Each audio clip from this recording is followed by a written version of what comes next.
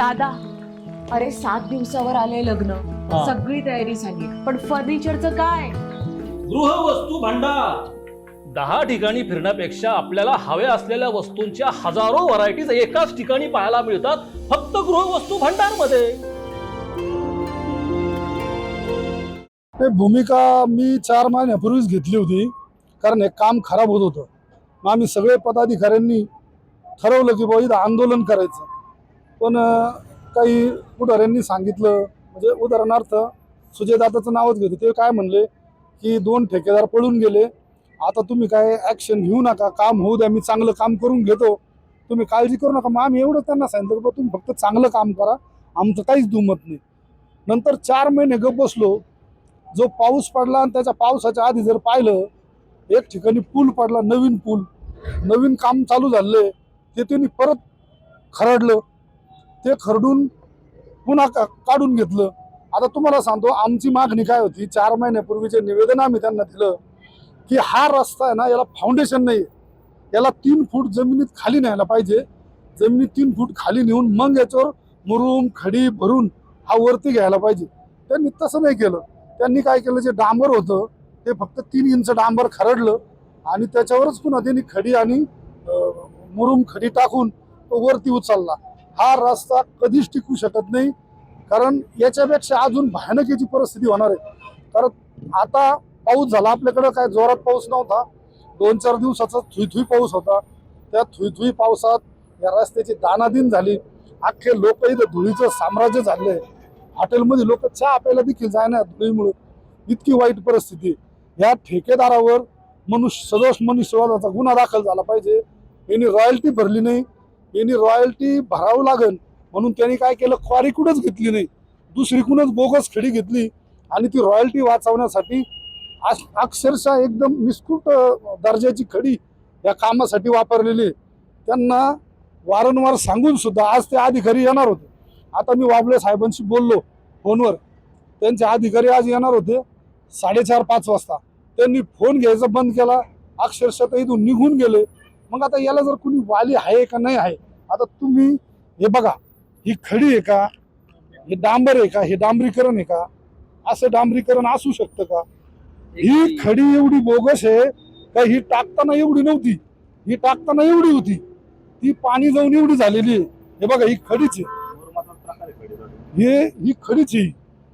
आणि अशा पद्धतीचं जर काम झालं, बरं या ठेकेदाराने काम केलं, वरती रिपोर्ट देतो की 60% काम झालेलं आहे. माझ्या माहितीप्रमाणे 60 नाही 90% काम झालं असं धरू, पण अक्षरशः बोगस काम झालं. एक ठोकाने पाऊस आला तर ह्या नगर मनमाड रस्त्यावर ट्रॅफिक जाणार नाही आणि येणार नाही.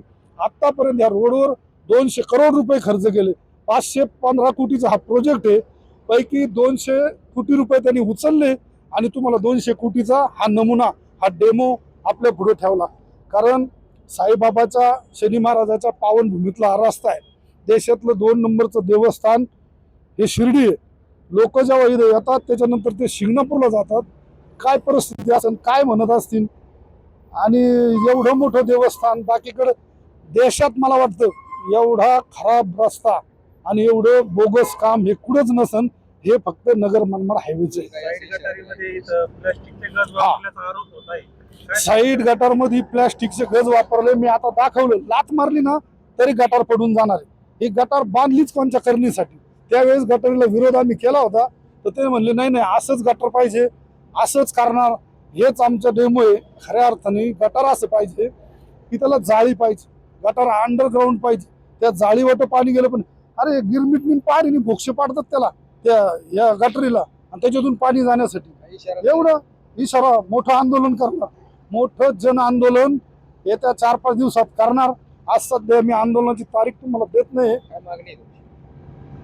काम क्वालिटी झालं पाहिजे, हे तुरंत दुरुस्त झालं पाहिजे. आता त्यांनी जिथं जिथं उकरून ठेवलं, आधी ते दुरुस्त केलं पाहिजे, त्याच्यानंतर त्यांनी पुढचं काम केलं पाहिजे. आता त्यांनी इतकं काय करतात मनमानी. हो, पूल पाडा, लगेच डायव्हर्शन काढून दिलं, पूल तसाच. ही काय पद्धती? याला कुणी वाली आहे का नाही तेच कळत नाही.